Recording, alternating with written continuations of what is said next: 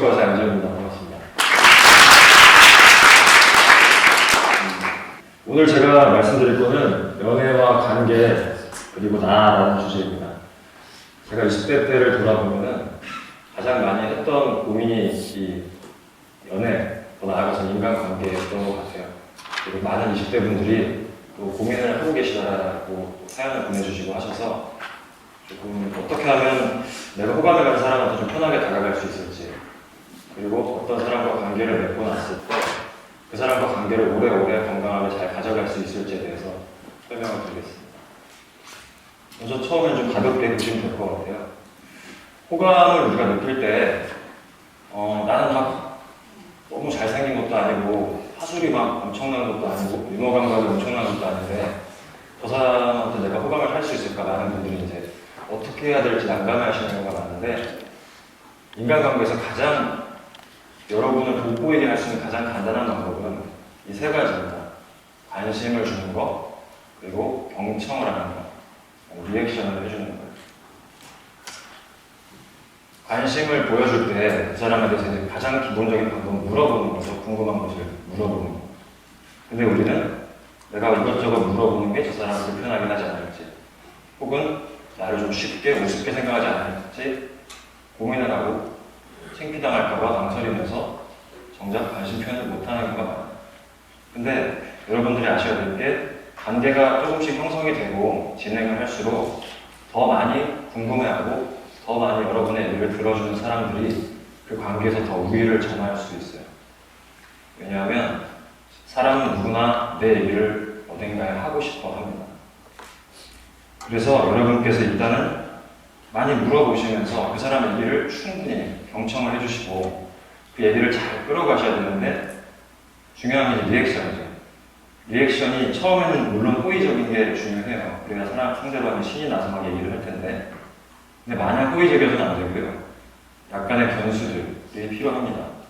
그러니까 잘 들어주다가 막 이렇게 격하게 공감해주고 그런 것들 리액션을 보여주다가도 정적이 잠깐 흐르게 한다든지 반문을 한다든지 식으로 변수를 좀 둬야지 상대방이 뭐지? 내 얘기가 재미없었나? 라고 순간 멈추고 긴장을 하고 나라는 존재를 각인을 해요. 따라서 관심을 보여주시고 얘기를 잘 들어주시면서 리액션을 해주실 때, 리액션은 약간 밀당이 필요합니다. 그리고 이 세 가지를 잘 했을 때 결국에는 두 사람 사이에서 이제 공감대라는 게 형성이 될 수가 있죠. 공감대를 형성할 때는 다양한 주제를 산발적으로 얘기하는 것보다는 한 가지 주제를 깊이 있게 심도 있게 다뤄나가는 게 좋아요. 그러려면 여러분이 일단 잘 들으셔야 되고 다양한 분야의 상식이 많이 있으시면 좋겠죠. 자, 그 다음에는 매너와 배려 그리고 자신감인데, 매너를 보여주시고 배려를 해주실 때 많은 분들이 흔히 하시는 오류가, 내가 이렇게 당신을 챙겨요라고 이제 과하게 액션하는 분들이 계시거든요. 그건 약간 자기 만족적인 거예요.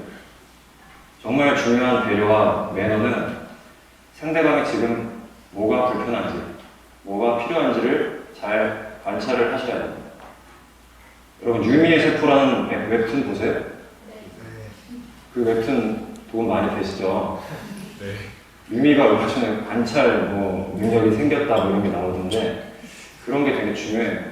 그러니까 조금 한 발자국 떨어져서 이 사람을 잘 관찰해 줄 수 있어야 그 다음에 진정한 매너와 배려를 보여주실 수가 있습니다. 그 다음에 이제 자신감인데, 자신감이라는 것은 자칫 과하게 쓸 경우에는 이제 허세가 될 수도 있고 비호감으로 빠질 수가 있잖아요. 그래서 한 가지만 명심하시면 내 삶에 대한 열정이 드러나게 자신감을 보여주시는 게 좋습니다.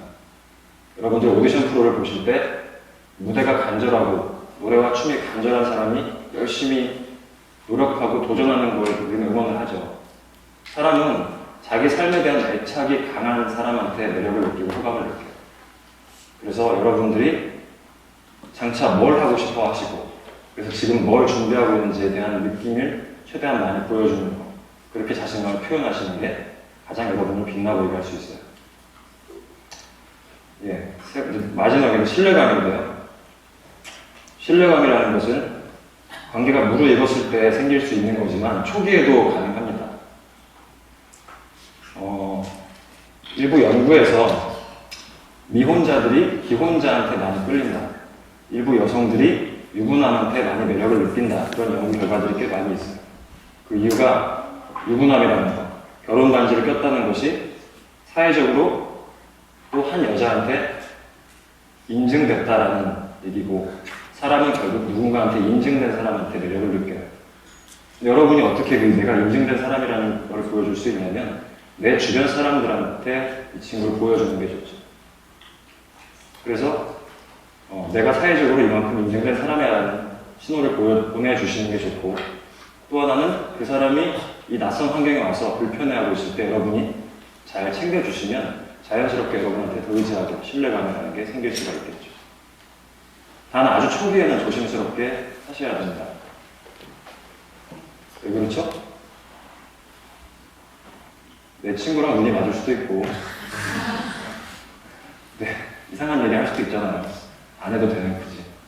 그런 것들을 조심해서 어쨌든 내 주변 사람들, 내 영역으로 초대를 해주시는 게 좋다.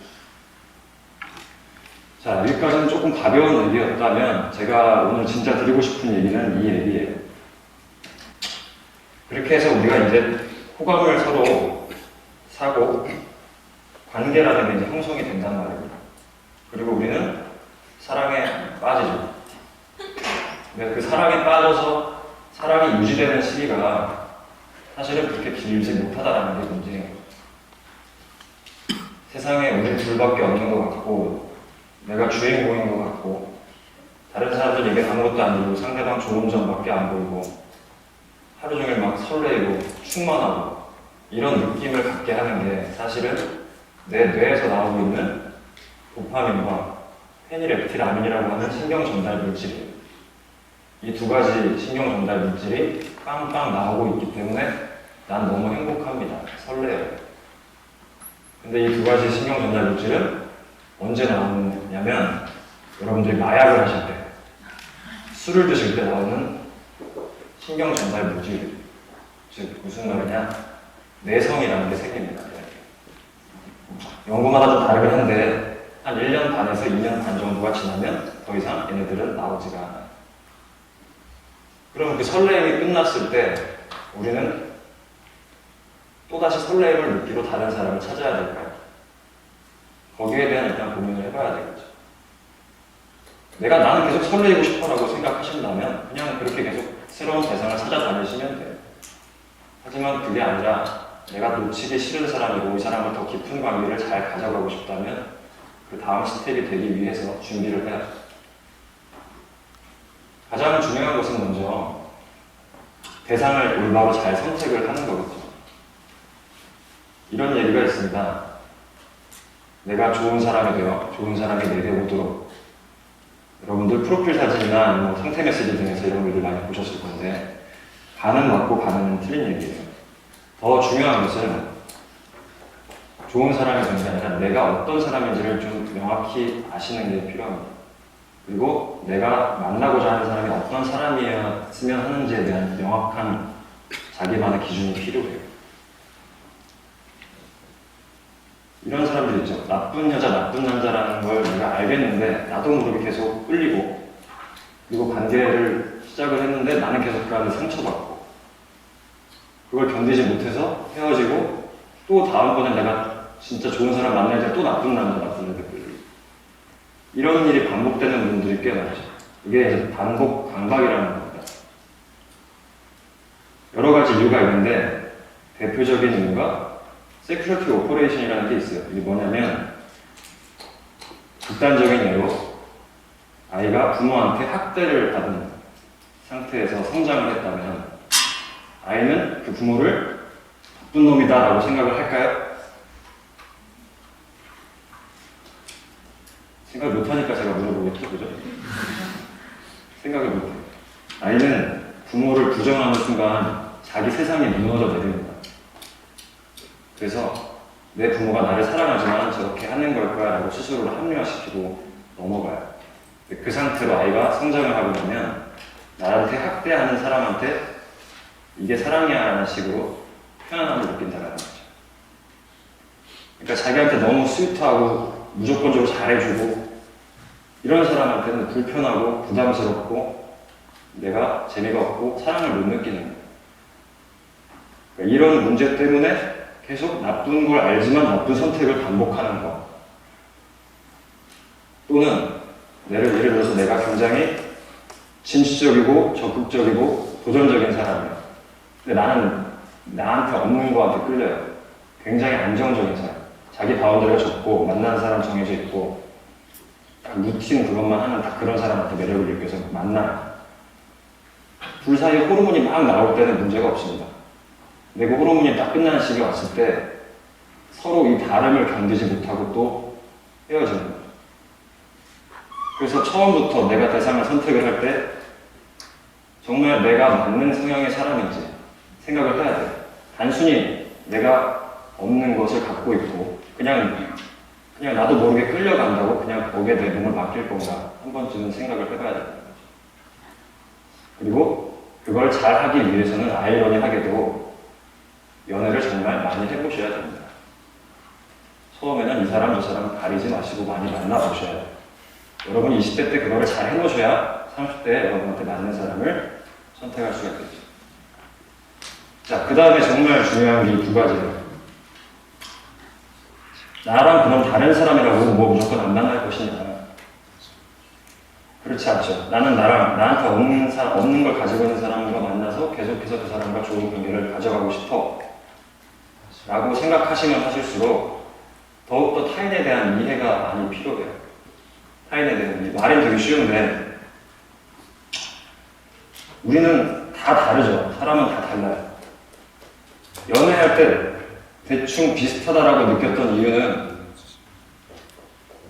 호르몬의 영향으로 그냥 다 좋으니까 맞춘 거죠. 맞춰준 거예요. 근데 이제 그 객관적으로 서로를 볼 수 있는 시기가 생긴 거죠.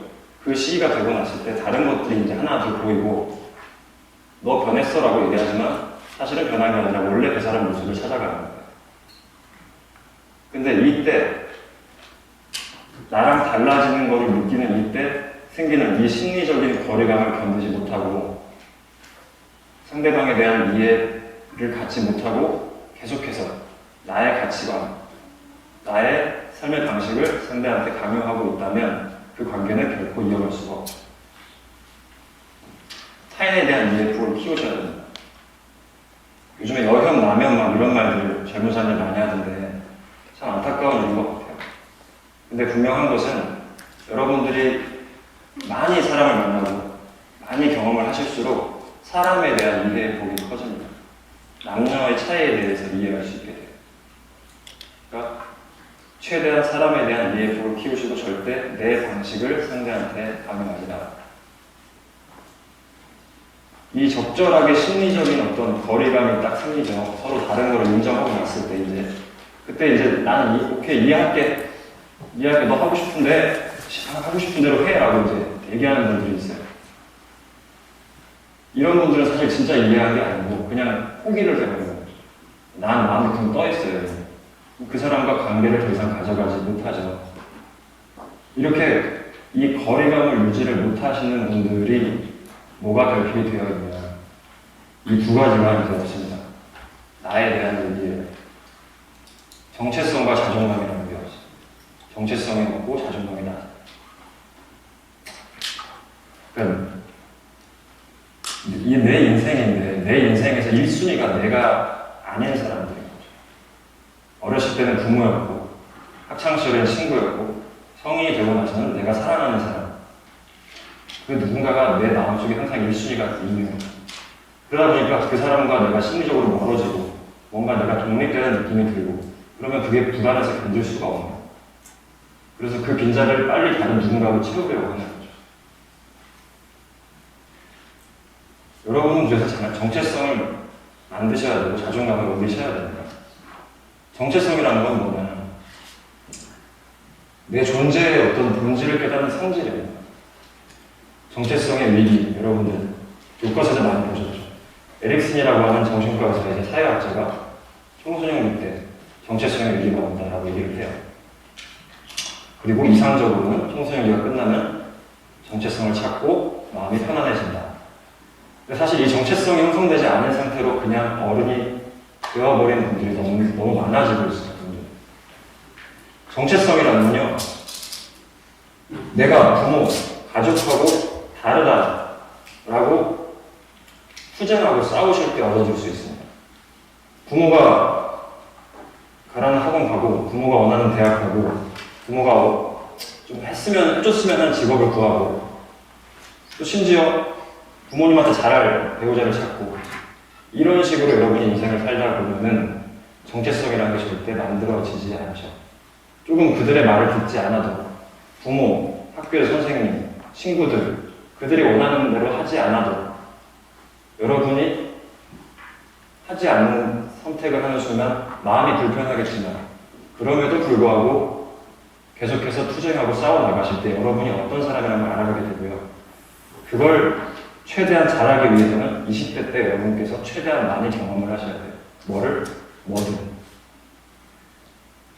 인터넷 요즘에 돌아다니는 막 그냥 해라 뭐 이런 동영상들 많이 나오시죠. 외국 사람이 나와서 do it 막 그러잖아요. 발음이 너무 부정합니다. 그게 그냥 나오는 말이 아니라 여러분들이 계속 뭐든 경험을 하실 때 내가 이런 걸 정말 좀 좋아하는구나. 이런 거 난 죽어도 싫구나. 이런 거 나 좀 잘하나 보다. 이거를 깨달으실 수가 있어요. 계속. 나에 대해서 알아가시는 거예요. 근데 대부분 어때요? 창피할까봐, 쪽팔릴까봐, 혹은 나는 나름 내가 괜찮다라고 생각했는데 그게 무너질까봐. 대부분 기회가 왔을 때 그걸 안 하고 말아요. 안 하면 편하니까. 근데 호스피스 병원이 있죠.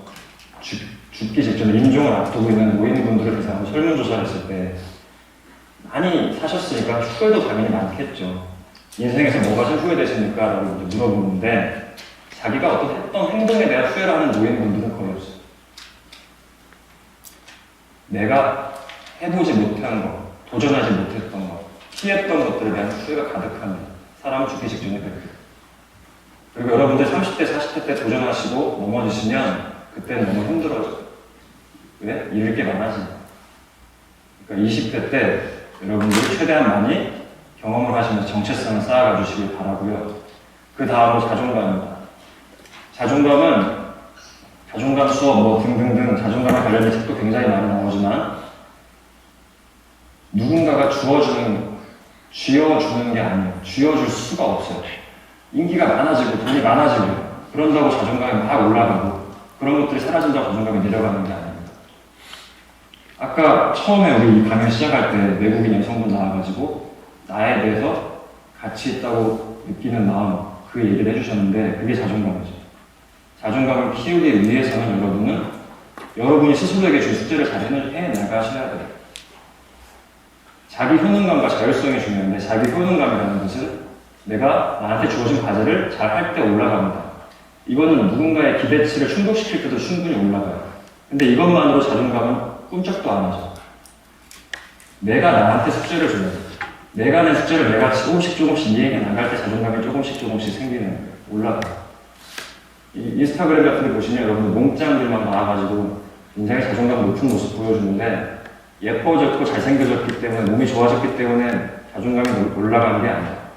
그 사람들은 자기 시간을 또 자기가 하기 싫어했던 것들을 통제하고 자기 스스로한테 에너지를 쓰고 노력을 하면서 자존감을 키우는 거죠. 이렇게 정체성을 찾으시고 자존감을 조금씩 높이실 수 있을 때 여러분이 비로소 여러분 인생에서 내가 제일 중요한 다른 사람 얘기를 듣지 않아도 내가 불편하지 않고 그냥 내가 하고 싶은 걸 할 수 있는 내 인생에서 1순위가 내가 될 수가 있고 그게 됐을 때 여러분은 어떤 누군가를 만나도 서로가 다른 것을 인정을 하고 내 것을 강요하지 않고 소리치지 않고 적절한 거리를 유지하시면서 갈 수가 있습니다.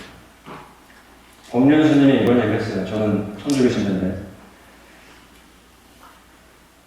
혼자 있으면 혼자 있는 대로, 둘이 있으면 둘이 있는 대로 좋을 때 그때 결혼을 해야 된다는 얘기를 합니다. 여러분이 스스로를 성장시키고 최대한 많이 지금 경험하시면서 내 안의 주인공이 되셔가지고 어느 누구와도 건강한 관계를 오랫동안 유지해 나가실 수 있기를 바라겠습니다. 감사합니다.